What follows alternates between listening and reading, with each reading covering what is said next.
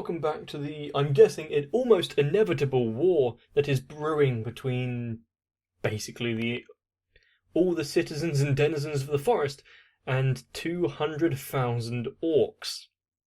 And despite that imminent danger, well, the Lizardman envoy have taken a bit of a tumble, haven't they? Hopefully their egos can take a bit of a back seat to what is most definitely a more pressing issue. And considering that Lizardman was A, trying to assert himself as capable of taking over the role of king, and B, voiced by Kazuma, I don't think he's going to take this lying down.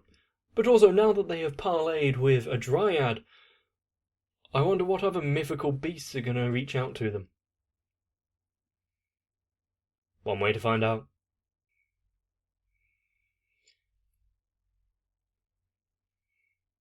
It is quite a nice request, and she's going about it somewhat in the right way. It's being respectful instead of condescending. And doing the research on who they're actually talking to.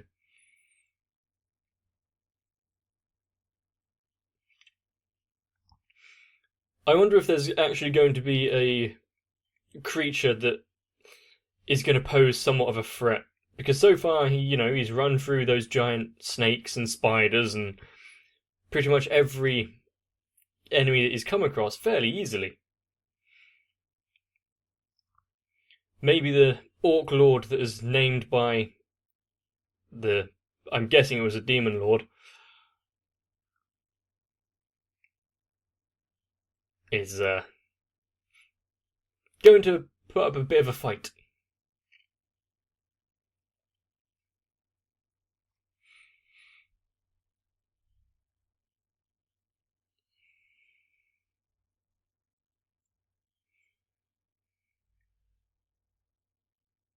And also, considering that we had the humans in the form of the adventurers, and them talking for a bit, we haven't actually come across any, no big bad humans or anything as causing some diplomatic turmoil in the world, which is surprising. It's a much more fantastical world than usual fantasy, and I like that.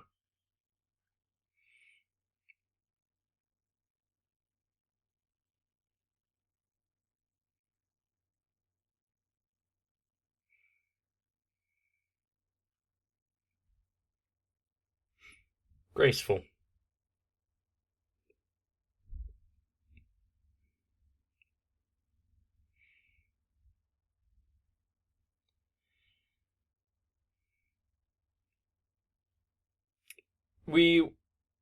Of course, he would have his security forces there draw for a bit more information before accepting.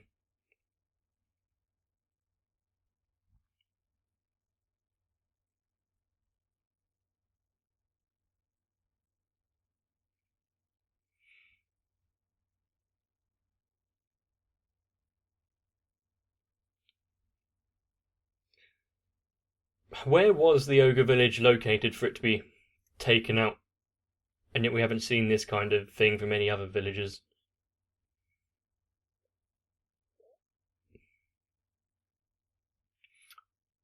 What would happen if you had some definitive proof?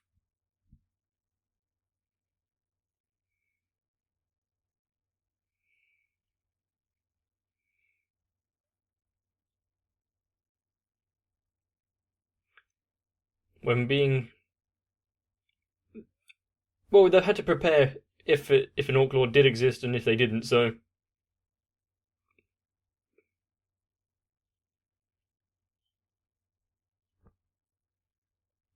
Despite.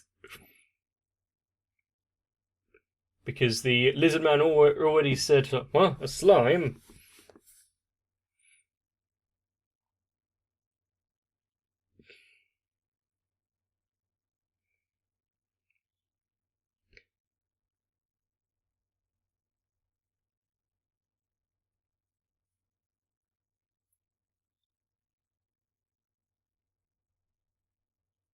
You have an actual idea?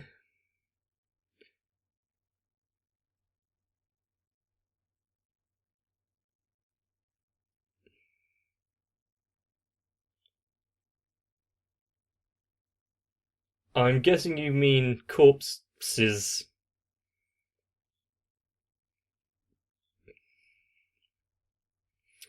Yeah, bit of a grim thing to think about, but source of meat.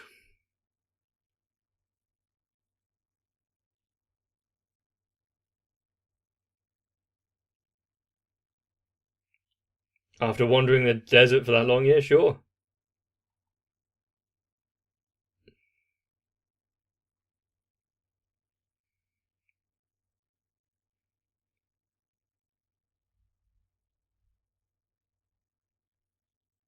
So it's kind of like how his one works. But are they somewhat of like a hive mind now? It would be nice. Um,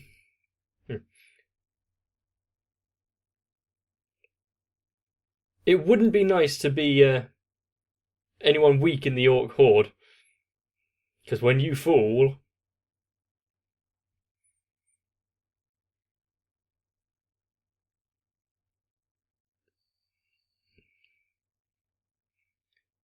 but the issue is with that.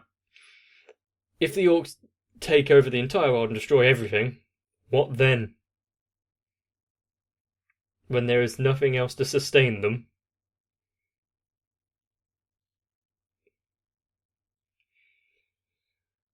That's the point. In his human form, does he have aches and pains due to just. Well, human bodies are frail.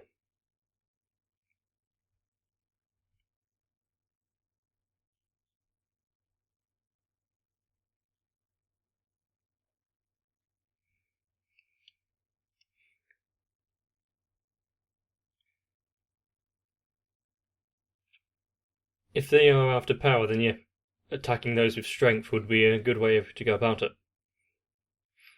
Also, from the ogre's point of view, not having any corpses to bury or mourn, they're going to go out this battle full force, aren't they?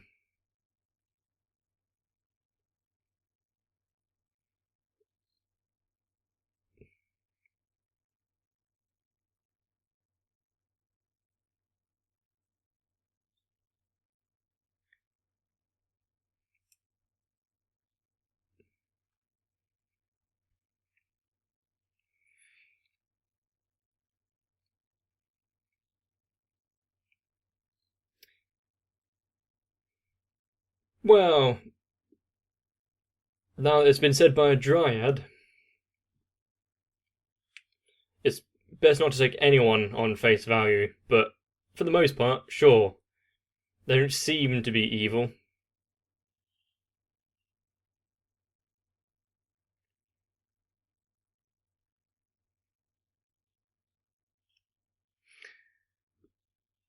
It's the same kind of fervour that all the lizardmen had for their leader. Hopefully this time it isn't misplaced.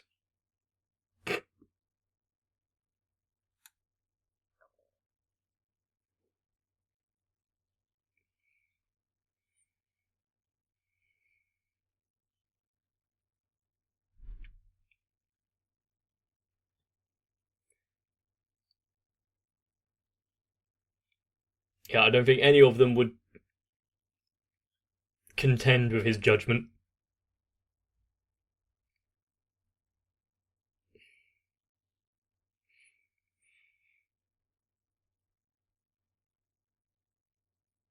How strong is their in numbers? Is their village?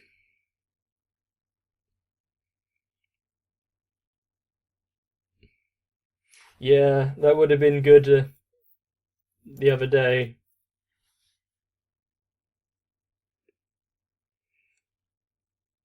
Hmm.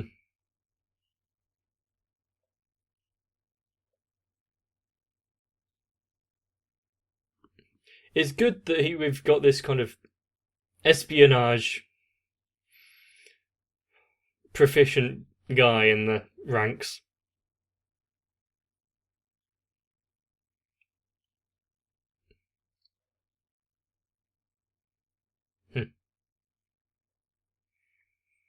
Are they expected to listen? Probably not.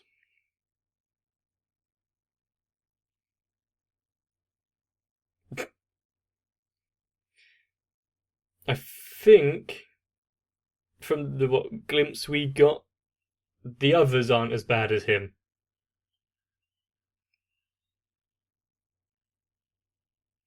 How long was he out?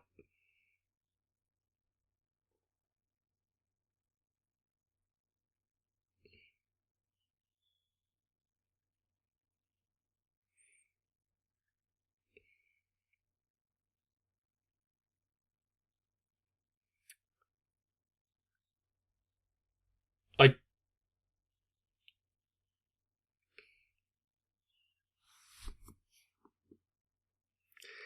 He can't admit that anyone's stronger than him, so it had to be the chief of the village. But how great would Gobster feel if he heard them say that?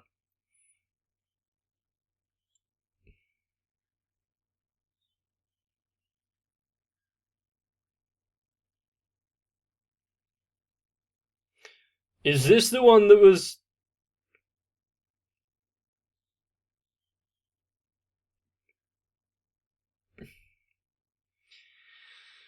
Someone with a mask?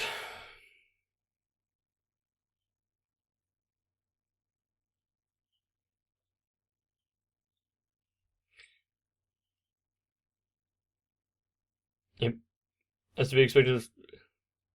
Was it the same one that gave the goblin guy a name as well?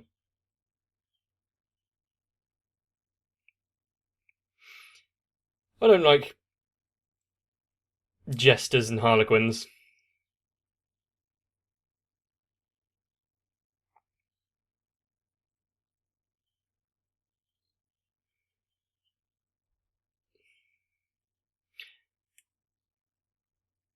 Are you? He's trying to force a coup.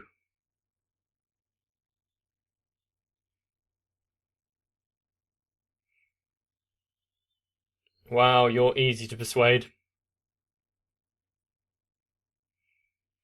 I don't think a restructuring would be beneficial in the times of, well, dire times like this.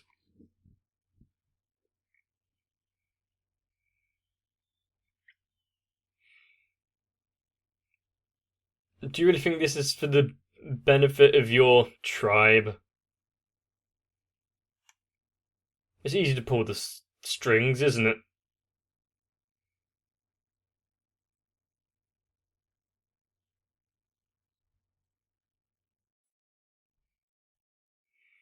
At least they've shown the orcs with different weapons instead of just multiplying the same model.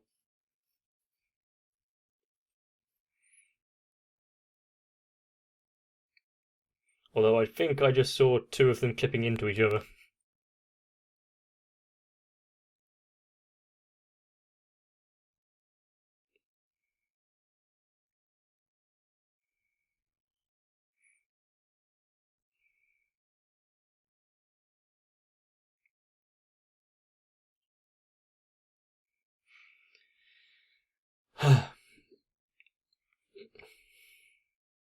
Is he just going to appear behind him?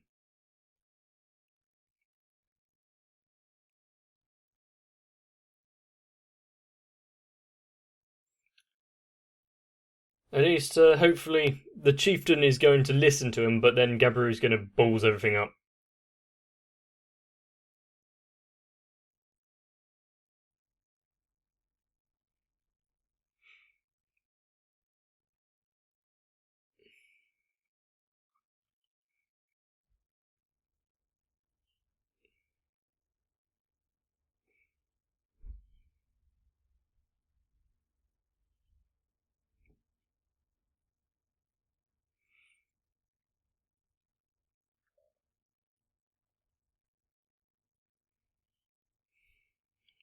To take on the threat of the orcs. It's both a blessing and a curse that Rimuru hasn't been getting a name for himself.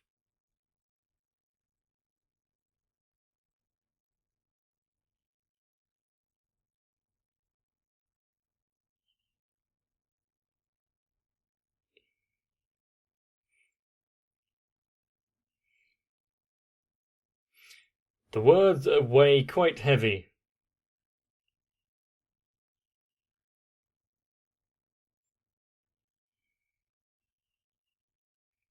Hubris won't get you anywhere in talks like this.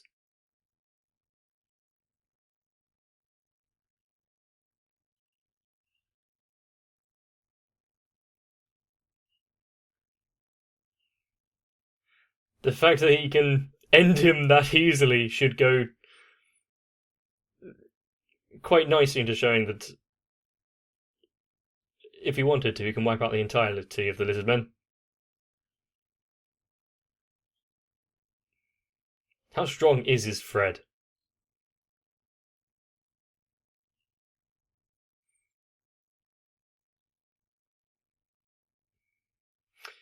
It is quite.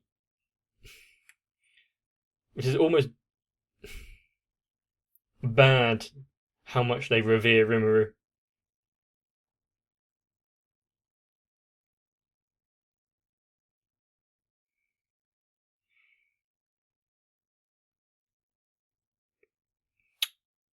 Not quite. But should that matter? He's stronger.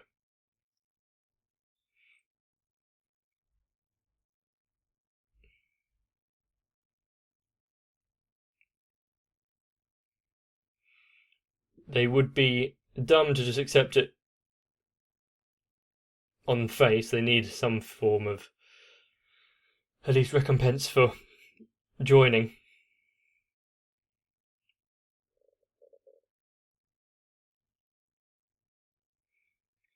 Do they have the luxury of waiting 7 days? What were the orcs doing in that time?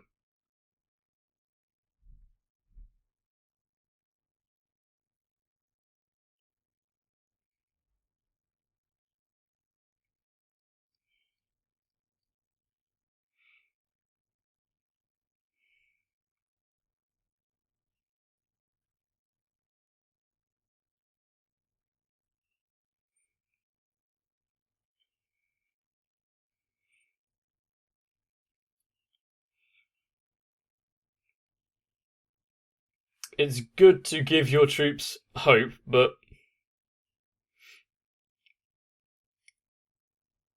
I fear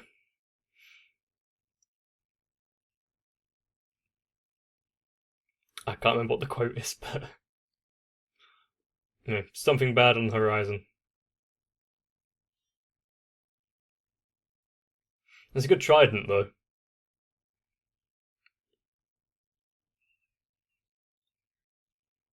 If you die, I'll kill you.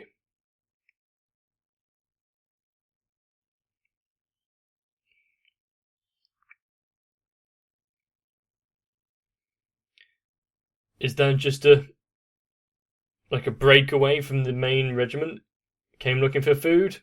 Or was it a scouting party?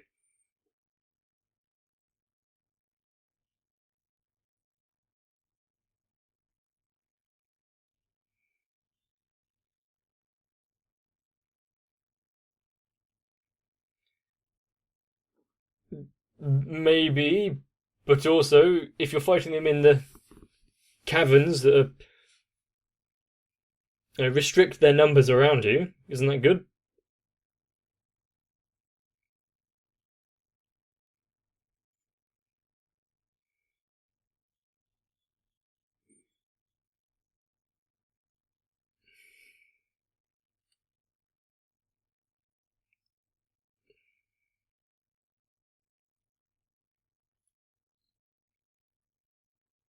Yes, unless you want to throw away the lives of your comrades so easily and readily.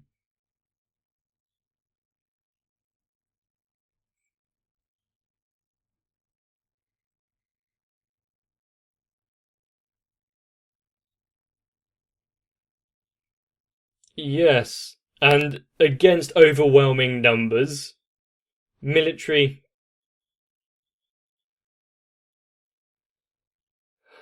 strategy and tactics are needed.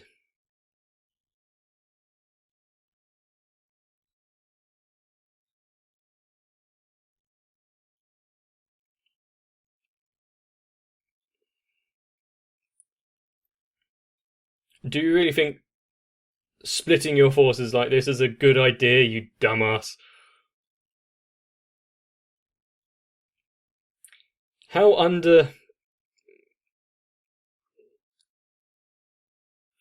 the thumb of the demon tempts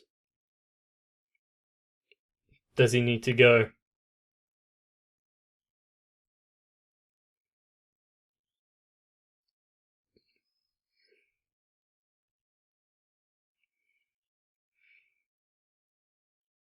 I wonder if Rimuru is going to get a cool, magically enhanced weapon.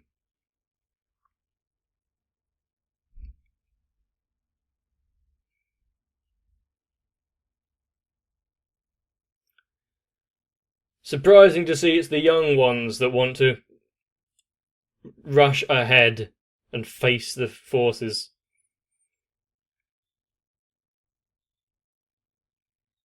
It's good to be proud of who you are and whatnot, but sometimes lessons are learnt too late.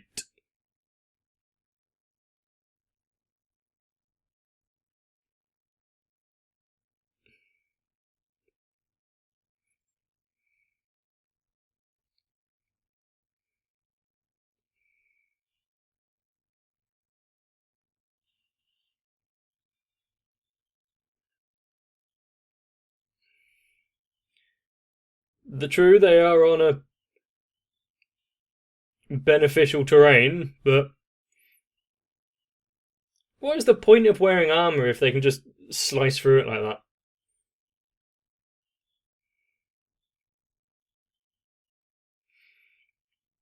At least he's not dumb enough to just throw all of his forces into just a prolonged conflict.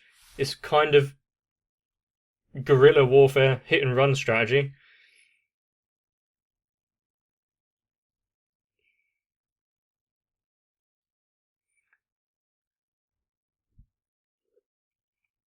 The starvation.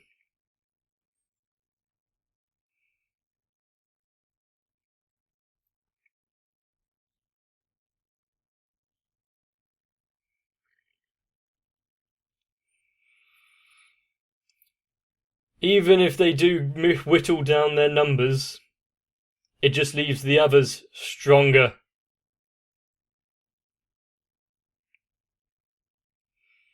When you're faced with overwhelming, well, just numbers, a good way is to get rid of that advantage. Take them out, separate them, etc.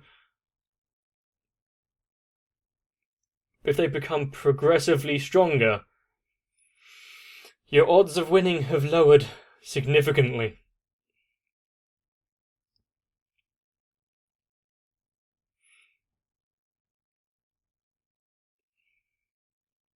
Is there a limit on how far Rimuru can stretch his body? And like we saw him when he enveloped Ifrit, using Predator and wrapped around him. That was quite large. Is there anything too big for him to eat? I mean, if the dragon fit in his well, the limits of his stomach is almost endless, but being actually able to envelop them, is there anything too big? Or is there too many at once? Like, if he wanted, could he just swallow the entire orc army?